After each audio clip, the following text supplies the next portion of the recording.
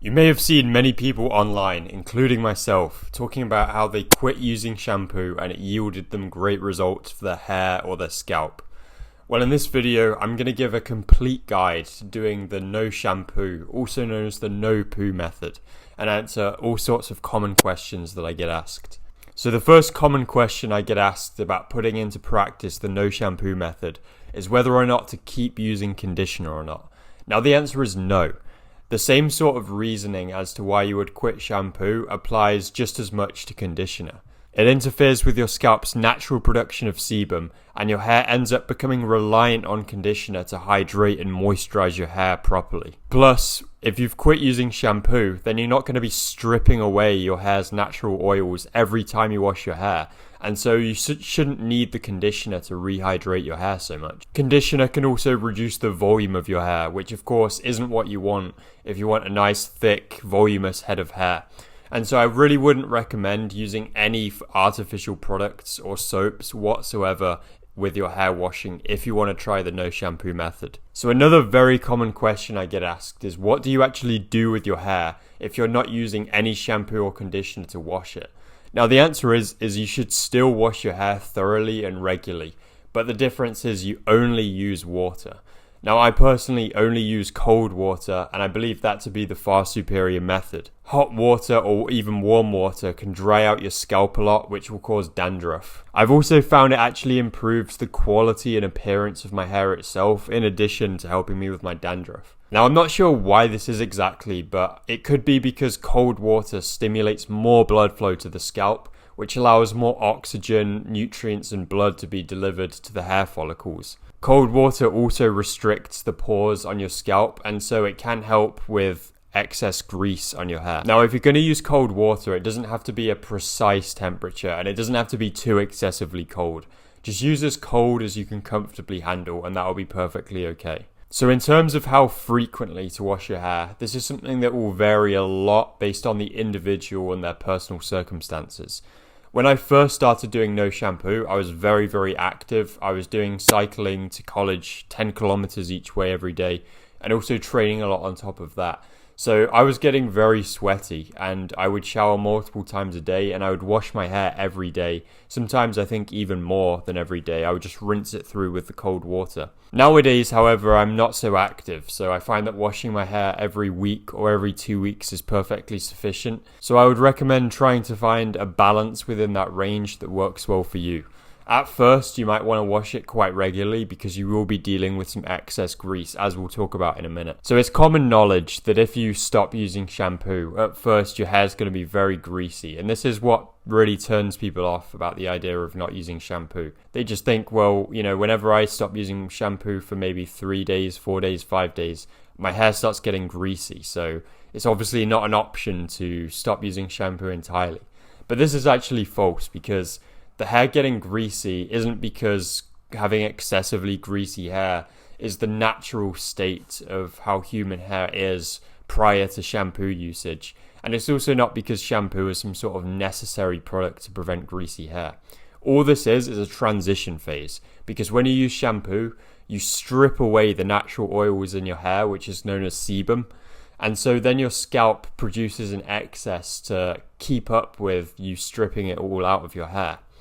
Now, so when you stop using shampoo, your scalp is still producing a lot of excess oil for the meantime, and you have to deal with that transition period until your scalp stops producing such an excess. So people often ask, how long does this transition period last? Because of course it is quite uncomfortable for a lot of people to have to deal with very greasy hair.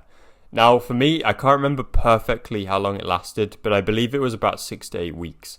At the time I quit shampoo, I had a completely shaved head, so I didn't actually really have any hair to become greasy. I did notice, however, that my scalp would be quite oily at first. Now, for some people, this transition phase can take longer. It can take up to a few months, or it might be even faster than mine. It all depends. So hey, if you can manage it, then I would recommend getting the buzz cut when you first quit shampoo. I mean, if you can deal with it for a few months during the transition phase, it is a way to make the transition easier and not have this greasy look to your hair. To mitigate the greasiness, if you are going to keep your hair, which I presume most people will. You want to wash your hair somewhat regularly with the cold water, as I mentioned, and also give your scalp a good massage when you're washing it, because that will help distribute the oil around your hair. In general, people often want to know, okay, how exactly do you wash your hair without shampoo?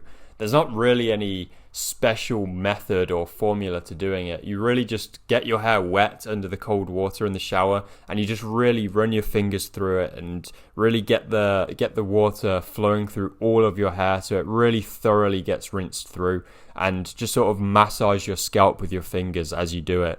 And usually this process takes me 2 to 3 to 4 minutes. That's how long I usually wash my hair for, which, as I mentioned, I do that every week or two. So if you do wash your hair more regularly, then there's a good chance you won't need to do it for that long. Probably a minute of rinsing through will be sufficient for you. It really depends on your individual factors and how sweaty you are, how dirty you get each day. So I can't give an exact rule, but that's just a guide of what I do, and you can use that to have a gauge of how you should do it if you're going to quit shampoo as well. So another thing I get asked about a lot is natural hair remedies. Now, these range from things from eggs to coconut oil to water with diluted apple cider vinegar. And people use these for all sorts of reasons, whether it be to help mitigate dandruff or to improve their hair quality and hair health. Now, me personally, I've never tried any of these, and I don't really see a big reason to put coconut oil in your hair. It doesn't sound intuitively like a good idea to me, but I know a lot of people do it and seem to think that it's good. So I would recommend try it with just water, but if you feel that that's insufficient and you're not cleaning your hair properly, look into one of these natural methods, these methods that don't involve any artificial ingredients. Try it out for a while and document your progress and make a YouTube video about it like I've done, and maybe you'll get some views, because a lot of my videos about no shampoo have got a lot of views. So try out one of these niche treatments and you might have a hit video on your hands. So a quick bonus tip I'll give about doing the no shampoo routine is you want to dry your hair as fast as possible after you've washed it. That's because if you leave it damp for too long, your hair quality won't be as good, and it also might smell a bit bad. And it will just have this more greasy feel to it compared to if you were to dry it very fast. But at the same time, I wouldn't recommend using a hairdryer. The reason for that is hairdryers will dry your hair and your scalp out a lot. Remember, you don't want your hair to be too dry. Your scalp produces natural moisture, and so if you start using things like hairdryers, you might start to cause these imbalances and problems. In addition, for people struggling with dandruff, you don't want your scalp to get dry, because that will really start to give you a flaky scalp. Now, I live in the Philippines nowadays, so it's a very hot climate. So I just go out and dry my hair in the sun when it's wet. I use a towel first. I rub it vigorously with a towel, get it as dry as I can. And then to do the last bit, I just go outside and go in the sun and just run my fingers through it until it's completely dry. So that's going to wrap up this video, my guide on how to do the no shampoo method. But if you do have any more questions about no shampoo, leave them in the comments below and I'll be sure to answer them.